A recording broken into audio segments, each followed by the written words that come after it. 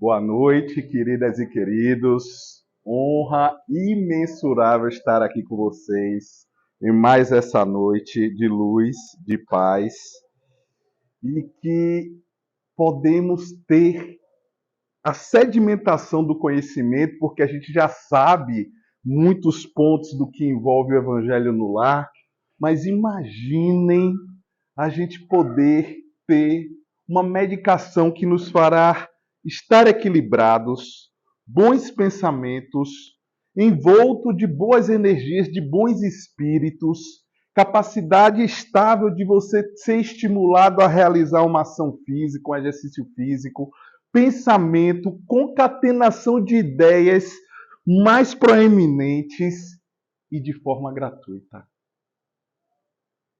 É o Evangelho no lar. É o culto ao Evangelho no lar. É essa atividade que nos fará estar próximos de Deus. E muitas vezes a gente tem esse entendimento um pouco superficial e não aplica.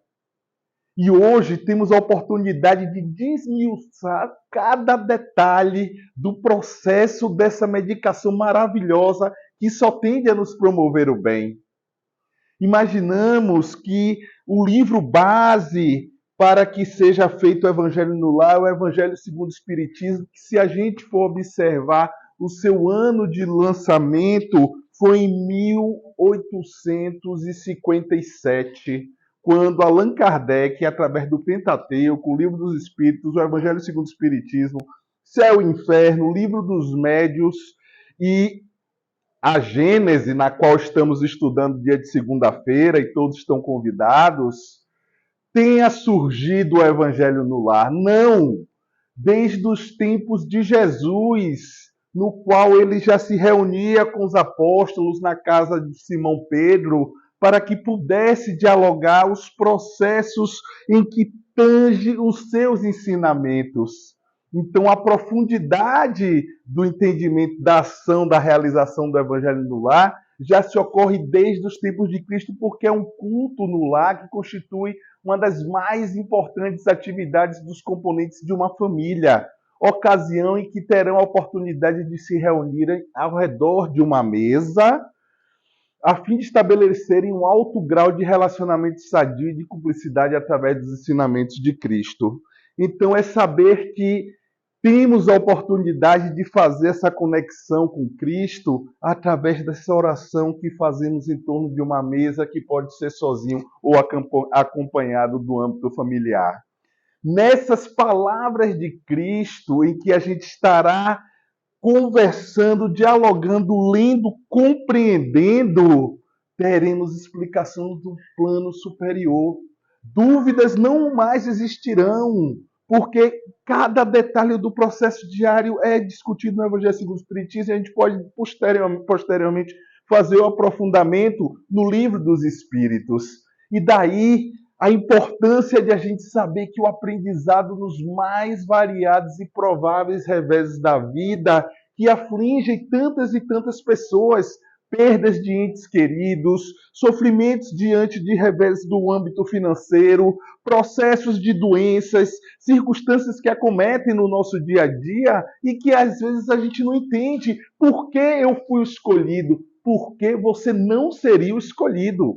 E aí a gente consegue compreender de que, de fato, faz parte do processo da caminhada o sofrimento. Porque Jesus já nos afirma que teremos aflições. No âmbito budista, Buda já coloca que a vida é um sofrimento e o maior objetivo de vida é superar o sofrimento, fazendo sua sequência em que a gente consegue obter a autoiluminação. O profundo compromisso um para com os outros, em que a gente vai estar sintonizado na mesma energia. Se a gente sente e lê um processo advindo de Deus, palavras e conhecimentos que nos fará bem, a gente entra em uma comunhão. Compreensão de que todos somos espíritos, apesar do âmbito terciário, temos evoluções diferentes e que isso vai fazer com que um possa estar ajudando ao outro. Assim como o entendimento que todos nós somos aprendizes, independente da capacidade intelectiva, mediúnica, ação, evolutiva mesmo de cada um, todos nós somos aprendizes e sempre vamos ter como aprender com o outro. Porque, às vezes, imaginar que aquele pobre homem morando no interior, humilde, que trabalha com marcenaria, vai ter informações que nos faz importante de que a gente não conhece. E é preciso respeitar cada indivíduo na sua essência, porque todos nós nos auxiliamos, todos nós temos um processo de ajudar o outro. A reencarnação na família não é obrigatoriamente uma reunião das almas afins, pois muitos tendem a imaginar que é minha alma gêmea, ou agora a gente está se reencontrando depois de anos. Não! Muitas vezes as pessoas estão no mesmo âmbito familiar, num processo de tentar ter um equilíbrio nas desavenças de um processo anterior. Quantos conflitos entre pai, filho, mãe, filho, irmãos, irmãs, que são provenientes de outras encarnações e que a gente tem a oportunidade de aprofundar essa ideia para que a gente possa ter uma maior leveza e compreensão que, de certas formas, que acontecem para conosco nesse momento, fizemos algo infinitamente pior em uma outra dimensão. E assim saber que a vida pode ser proveitosa e feliz. A gente poder ter de fato a possibilidade de estarmos encarnados e podemos vivenciar um pedaço do paraíso estando encarnado na Terra. Porque sabendo que haverão dificuldades, sabendo que haverá ali o marido que só Deus na causa, só Deus na causa. Então, a gente vai saber que muitas vezes aquilo é um processo para que a gente possa evoluir. É um processo que a gente possa estar crescendo, mesmo diante da dor.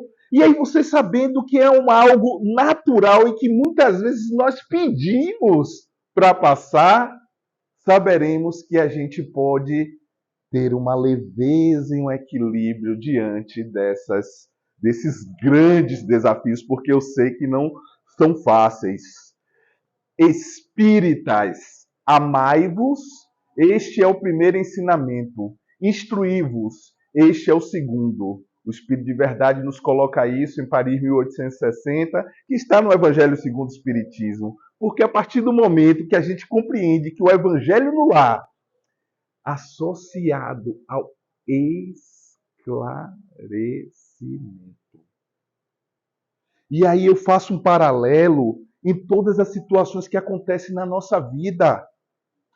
As grandes desavenças que acontecem com o irmão, com a irmã, com o filho, com o pai, com o amigo, é por falta de esclarecimento. É por falta de entendimento que aquela palavra, aquela ação que foi colocada não era bem assim. Não era bem assim que eu queria colocar. Eu queria ter falado de uma outra forma, mas você entendeu assim e agora estamos rompidos e mais nada vai poder ser ajustado porque existe o ego, o orgulho, a vaidade e o egoísmo. Que a gente vai entender que esclarecendo, compreendendo e, acima de tudo, a humildade. A humildade de aceitar que todos nós erramos, a humildade de aceitar que todos nós temos um processo de poder, muitas vezes, recuar no entendimento de não querer o conflito. E aí obteremos o crescimento e fortalecimento, ao ponto das situações que nos acometem diariamente não fazer mais o nosso coração acelerar. Ao ponto de fazer com que tenhamos consciência de que não vale a pena obter uma desavença com o nosso irmão, porque aquilo vai ser algo ruim. E aí eu tive a oportunidade, há 1h30 atrás, de atender uma paciente, a queridíssima Luciene, e ela é evangélica. Ela fazia por 18 anos do candomblé, e a tia sempre dizia a ela: você vai ainda servir a Deus, você ainda vai servir a Deus. Aí ela me relatando, talvez algo assim um pouco profundo, de que ela autorizou inclusive falar, em que ela pensou se matar 3 vezes. Uma vez ela tentou se jogar, uma vez ela se jogou no carro, o carro bateu, ficou aqui machucado, o cara chamou ela de maluca. E uma outra circunstância também de tentativa de se jogar, em que ela fala em que não tinha contado isso para ninguém. No momento que ia se jogar no terceiro andar, ela percebeu que o céu dividiu em duas cores e uma mão se abateu em seu peito, jogando para a parte de dentro. Naquele momento, ela resolveu se tornar evangélica, foi na igreja, e aí chegando lá, o pastor disse que ela ia servir a Deus, que era procurar e tal, e ela foi, e o pastor relatou exatamente isso que aconteceu, e ela me contava: Enzo, ô doutor Enzo, eu tive que mudar as condutas de minha vida. E havia uma amiga que eu já não falava há 25 anos atrás, há 25 anos. Fui no interior, pedi perdão ao meu pai, à minha mãe, e fui a essa amiga e pude me conciliar com ela. Ela relatando que a amiga, na época, puxou um brinco que queria e machucou, e elas ficaram sem se falar. E aí eu achei algo profundo, estou colocando os nossos irmãos evangélicos esse exemplo, porque a gente tem que respeitar, claro, sempre, todas as religiões.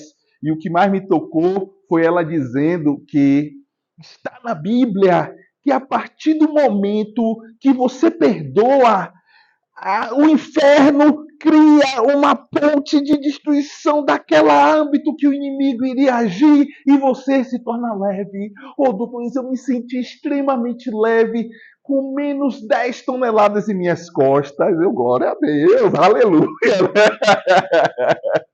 Falando no sentido que a gente pode obter o crescimento e fortalecimento quando a gente sabe, lendo no Evangelho segundo o Espiritismo, que o ato do perdão não é para com o outro, é para conosco. O perdão é um ato de inteligência. A partir do momento que a gente lê, a gente absorve, a gente aprende, a gente passa a ter mais conhecimento que inicialmente vamos errar, não vamos perdoar.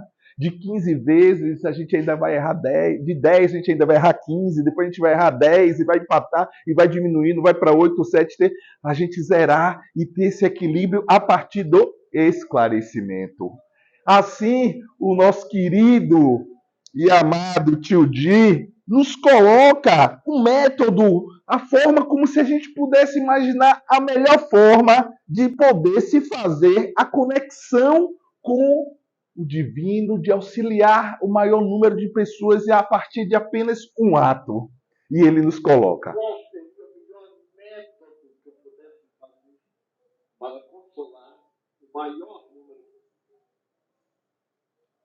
de Joana diante fale sobre o culto do Evangelho do Lar. É a coisa mais simples. Nós dedicamos 24 horas ao corpo. E a hora da prece, vamos fazer do Pai Nosso, dormindo no meio do Pai Nosso. Quanto tempo nós reservamos a alma, se é Jesus?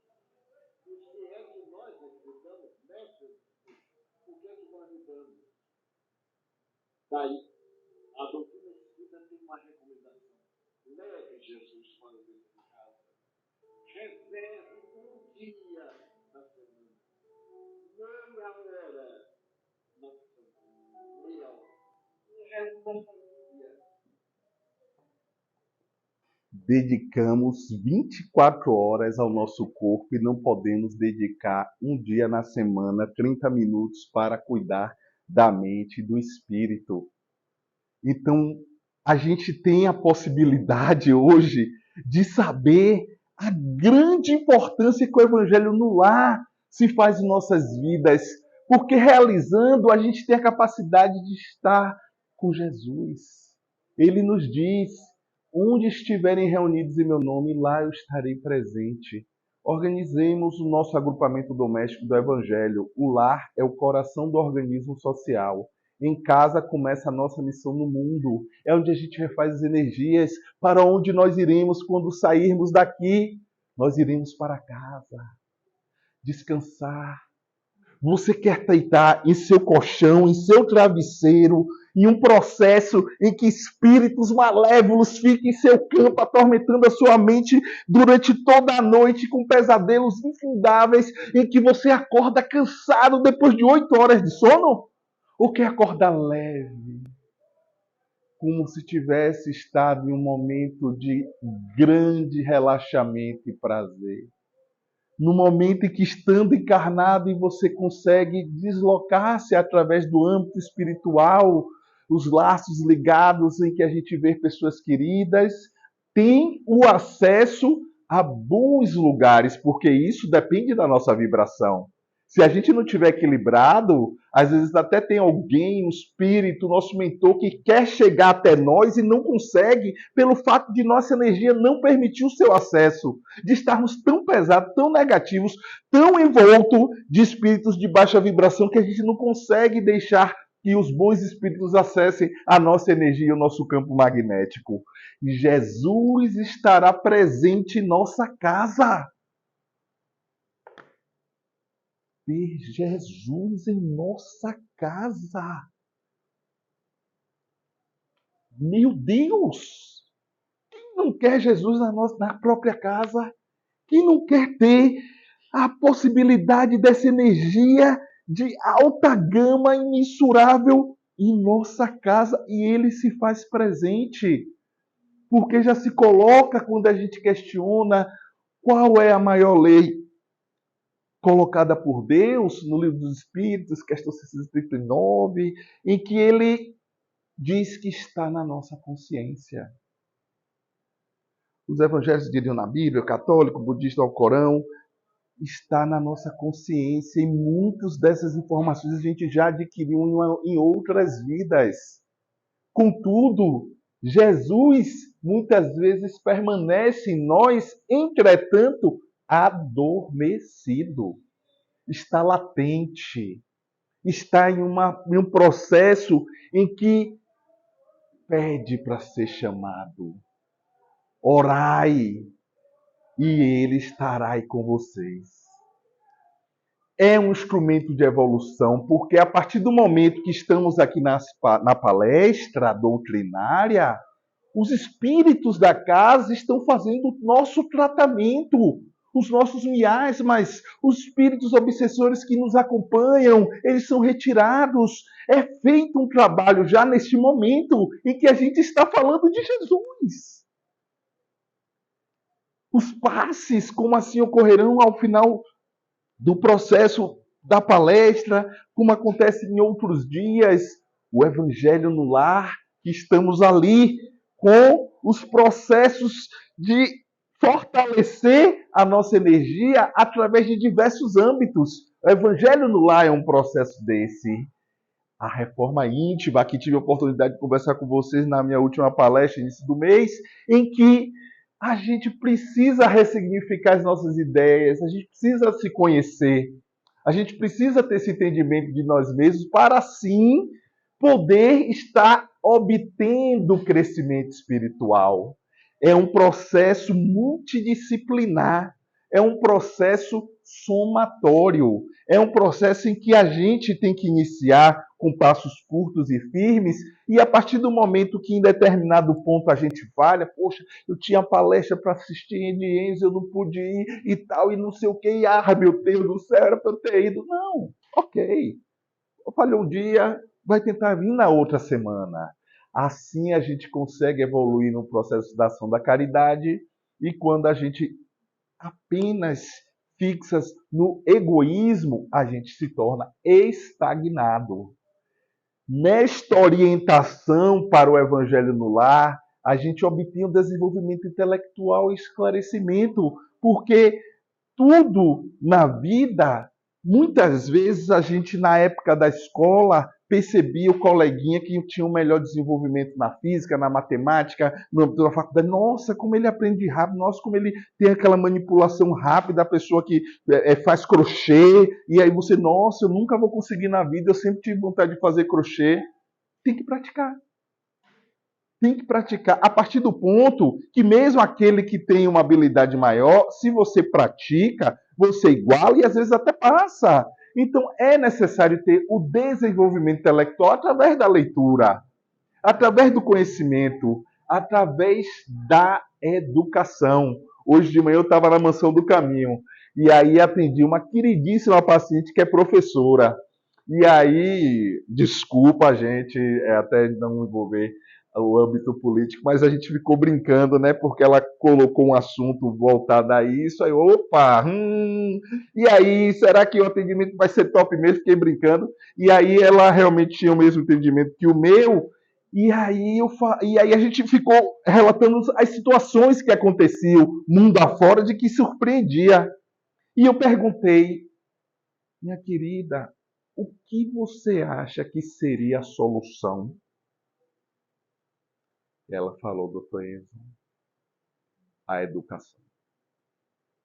A educação é a única forma de se obter um processo de entendimento para que todos, em um determinado momento, possa ter uma sintonia. Que fantástico! É o desenvolvimento intelectual. É através ali do estudo. Então, isto é educação. Porque a gente desenvolve o processo intelectual e a moral de saber que está aqui escrito que se eu pegar este livro e levar para casa para que eu possa ter vantagem financeira, a lei de causa e efeito demonstra que o que eu vou ter de pior é infinitamente maior do que esse ato de estar usurpando. Então, a partir do momento que a gente entende que absolutamente nada passará, a lei do retorno, ela é precisa. E muitas vezes a gente sempre imaginava que as ocorrências ocorriam uma outra encarnação, mas não, acontece na mesma encarnação. A gente liga a televisão e vê os exemplos disso. Então, quando a gente tem esse desenvolvimento moral, a gente não vai querer usurpar um livro, estou dando um exemplo, como qualquer outra coisa, porque a gente sabe que, primeiro, caixão não tem gavetas. O que a gente leva é absolutamente nada do ponto de vista da matéria, apenas o que a gente desenvolve no caráter, na intelectualidade, na moral, no amor, nas boas ações, no perdão, na indulgência. É isso que a gente leva e é isso que vai contar no nosso patamar de evolução espiritual. Então, a partir do momento que a gente tem o desenvolvimento intelectual, o desenvolvimento moral, a gente tem a transformação das atitudes. Everaldo, eu vou deixar aqui, tá bom? Vou levar não, tá bom? Então, assim, a gente começa a naturalmente ter o entendimento de que não vale ter certos tipos de atitude que tinha em condutas anteriores, ocorrendo o fortalecimento moral e espiritual. Assim, a gente tem como os principais motivos estudar o Evangelho à luz da doutrina espírita, possibilitando assim a melhor compreensão. A gente tem um melhor entendimento. É viver a vida de acordo com os ensinamentos de Jesus. É criar no lar e a gente ter aquela atmosfera e que você chega. Ai, que bom chegar em casa. Nossa, eu estou no meu altar, em que eu posso refazer as minhas energias, estar aqui me sentindo bem, e ao sair de casa eu já tenho vontade de voltar, porque lá eu sei que habita boas energias. Despertar o sentimento de fraternidade e união entre os participantes, porque todo mundo está comungando da mesma ideia. Desfrutar a paz. Você quer 10 milhões, angústias, dores, preocupações, sem dormir, perseguindo, ou você quer ter paz? Tem um condomínio bem luxuoso na região metropolitana, Interlagos. Muitos de vocês já devem ter ouvido falar. E tem um amigo que mora lá. E ele me contando que tinham casas ruins. São casas que não parecem casas, são palácios com colunas parecendo de castelos, uma coisa assim.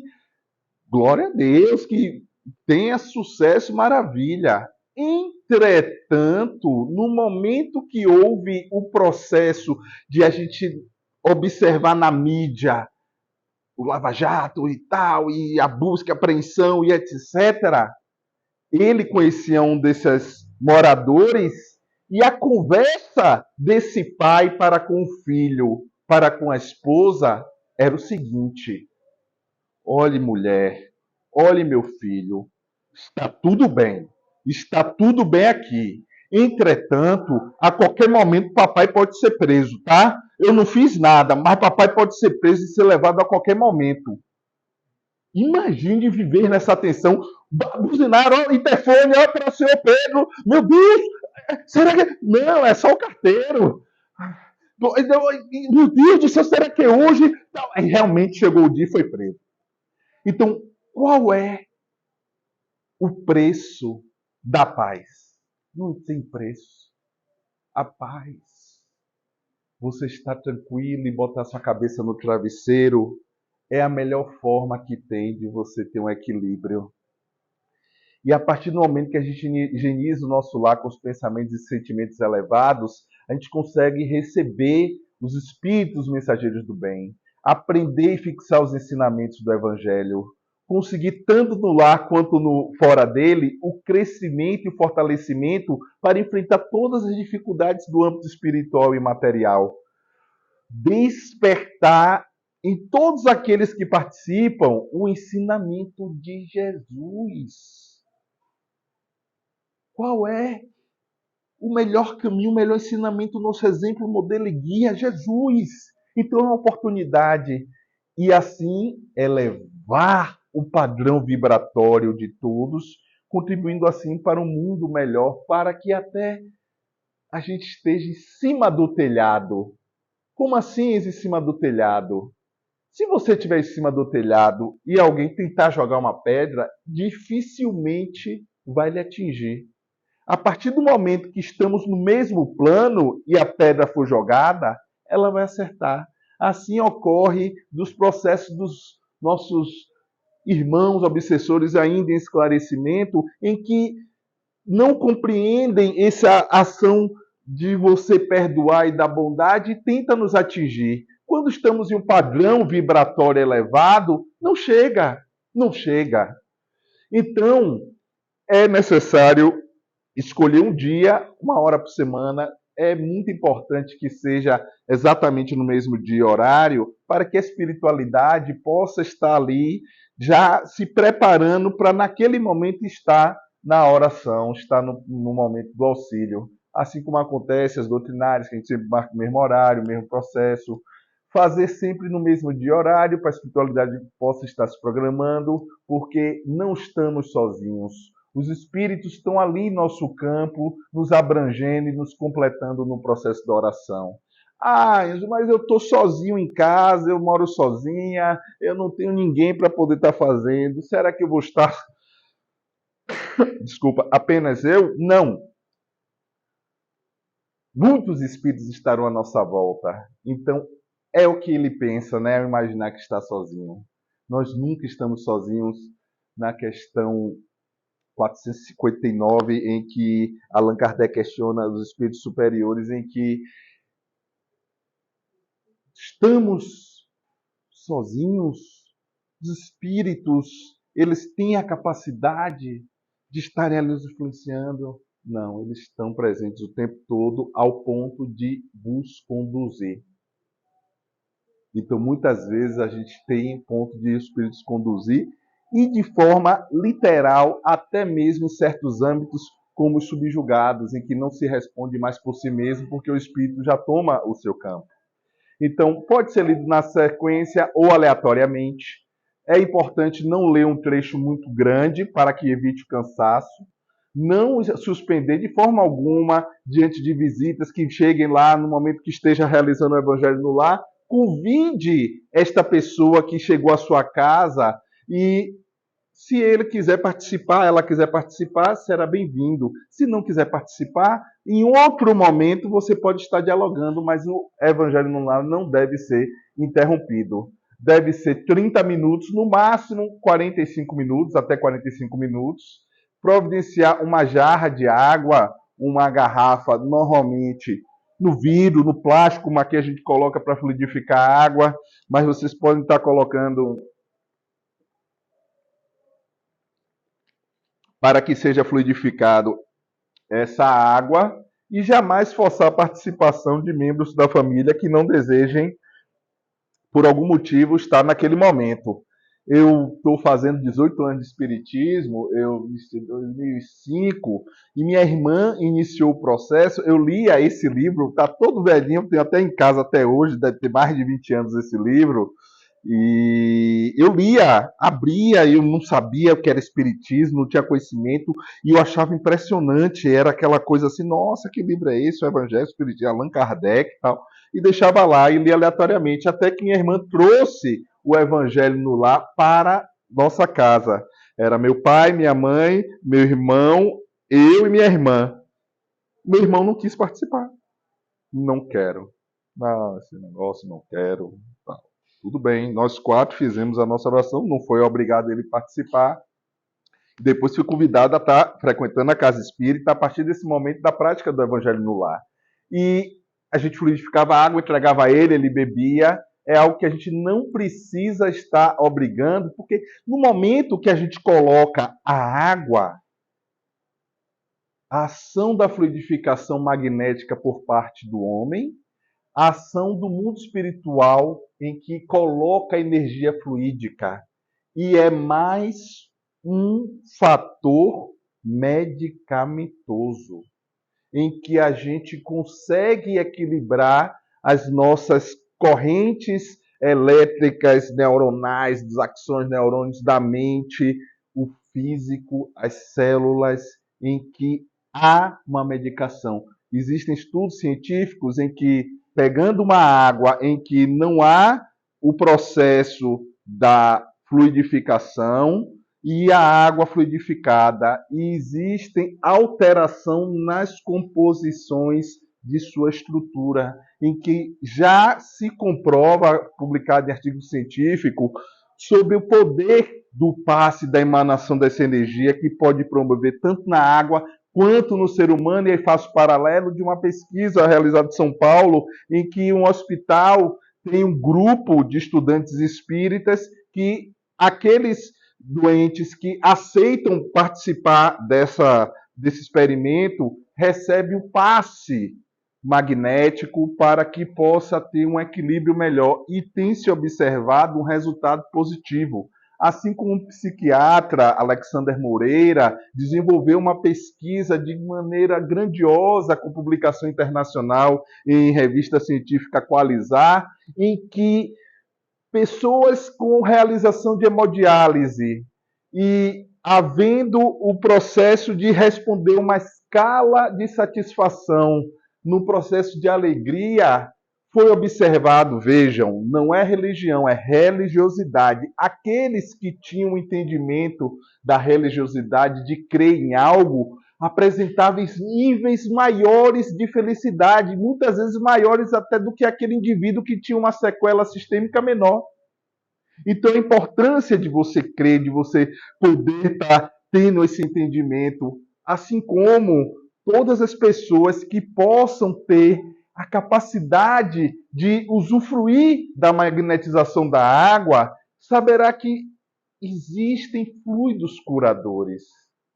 Estende-se com a água fluidificada medicamentos adicionados e ela funciona. E a partir do momento que a gente coloca no nosso vibracional o pensamento positivo de que aquilo vai me fazer bem, a gente sabe que estaremos conectados com algo maior. As crianças são bem-vindas, porque elas podem ter o entendimento a partir da infância em que conhecimentos do seu nível de entendimento podem ser adquiridos. O Luquinhas, o nosso Luquinhas, ele participa do Evangelho no Lar. Aí eu peço para ele botar água, ele coloca, fica naquela graça, naquele chamego, e ele fica questionando, eu estimulo ele, ao ponto de entender que o vovô está no céu, de que o vovô vai ser encontrado depois que a gente desencarnar. Então ele fala de uma forma natural. A minha cachorra tem 2 semanas que desencarnou e ele fala como algo natural, não como a morte fosse o temor. Então imagine a criança, a partir desse momento, ele já entende de que tanto nascer quanto morrer é natural. Logo, a morte morreu. Porque não precisamos temer mais a morte. É a única certeza que nós temos assim que nós nascemos, é que nós iremos morrer. E fazendo esse roteiro, uma simplificação do que a gente acabou de conversar, é a prece inicial com o Pai Nosso, um processo de que a gente possa estar fazendo outras orações simples, a leitura do Evangelho segundo o Espiritismo. O católico quer fazer, pode usar a Bíblia, não quer ler o Evangelho, não tem problema. Os comentários, depois que faz a leitura, estimulando cada um participar, e as vibrações em que a gente emite os pensamentos de amor, paz, harmonia, prosperidade, alegria, porque tudo na vida inicia no pensamento. Tudo se inicia no pensamento. E assim é feita a prece de encerramento para concluir o processo de entendimento daquilo que foi absorvido. Do ponto de vista moral de Jesus, a gente entende na oração em que a luz deve iluminar os caminhos e ela será dada. A partir do momento que a gente clama e chama por Deus pedindo essa proteção, força para resistir o mal e a receberão, não para que tire este mal de minha vida e essa aflição que está acontecendo, mas forças para eu poder enfrentar e seguir em frente. A assistência dos bons espíritos que atuam em nosso campo e nossa vibração, que sirvam de guia, que os conselhos sejam concedidos a partir do momento que a gente ore e conecta com o maior, para que a gente tenha o equilíbrio e a sensibilidade de receber essas informações dos bons espíritos. Que a partir do momento que a gente bate na porta, ela se abre, que a gente pede sinceramente com fé, será concedida por Deus, de forma humilde e não com arrogância. Então, a gente não vai ser abandonado e não teremos a punição, porque esse é o verdadeiro sentido das palavras de Cristo. Busquem e vocês encontrarão. Batam a porta e ela se abrirá. Com fé, porque na prece a gente consegue, através do pensamento, emanar nossa energia a Deus. A partir do momento que a gente louva, que a gente pede, que a gente agradece. No momento do louvar, não é apenas falar palavras de, Deus magnânimo, que faz parte de minha vida e que conduz nos céus e nas terras e de forma aleatória. Não, a gente louva a Deus por entendermos que somos imagem e semelhança dele. E a partir do momento que a gente apresenta essa semelhança, a gente possui condutas divinas.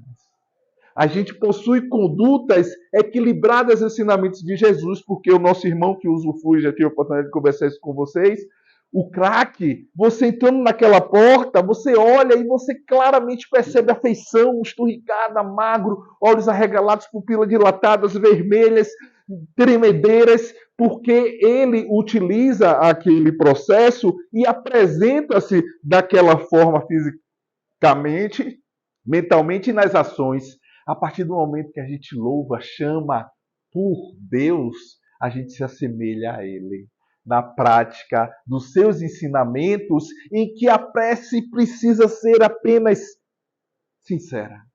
Porque o fariseu que entrou no templo olhou para cima e disse: Deus, eu que sou um homem bom, que dou dízimo, que pratico só atos de bondade, não como este publicano ao lado, cobrador de impostos, que nada faz de bom para o Senhor. Lhe agradeço e sai. O publicano nem coragem de olhar para cima tem. Ele olha para baixo e fala: Deus, e bate no peito. Eu sou pecador. Tende piedade de mim. Encerra a oração. Qual destas duas que vocês acham que é mais sincera para os olhos de Deus? É o simples, porque não é necessário tempo estendido para a oração. A prece em conjunto tem ação mais poderosa quando todos aqueles oram com o coração, todos nós aqui em sintonia, sem pessoas orando a Deus com tudo. Se houver 200 pessoas que não estejam concatenadas na fé, na oração, na concentração de coração, e 2 pessoas estiverem orando com fé, fervorosidade, com o coração, terá mais força, poder magnético e alcance ao alto do que as 200 pessoas. Porque a sinceridade, ela é mais determinante do que tudo. E assim a gente consegue ter a obtenção no homem bons espíritos para nos sustentar, boas resoluções e a inspiração. É tão bom ser inspirado pelos bons espíritos, é tão bom ser inspirado por Deus, aquela dúvida, e você começa a seguir a sua intuição, e você começa a perceber que a intuição que você segue, que surgiu em sua cabeça do nada, dá certo. Aí você tenta de novo, aí dá certo. Aí você faz por aqui e dá certo. Aí você, eu não vou seguir a intuição, e aí deu errado a sua escolha, porque era para ter seguido a intuição, e você percebe, meu Deus, gratidão por essas bênçãos. E assim, Joana de Ângelo nos coloca: a prece é antídoto eficaz para todos os estados de perturbação. Perturbado, aflito, ore. Da mente e do coração. Funciona como claridade superior que verte da vida e penetra os absconsos recantos do sentimento humano. É a profundidade do sentimento humano para a gente poder abrir os braços e falar: obrigado, Pai, pela dádiva da vida, porque aqui estou, porque eu amo e assim eu quero continuar seguindo através da caridade. E seremos abençoados quando tivermos a sinceridade e a fé no coração. Muitíssimo obrigado, minhas queridas e meus queridos.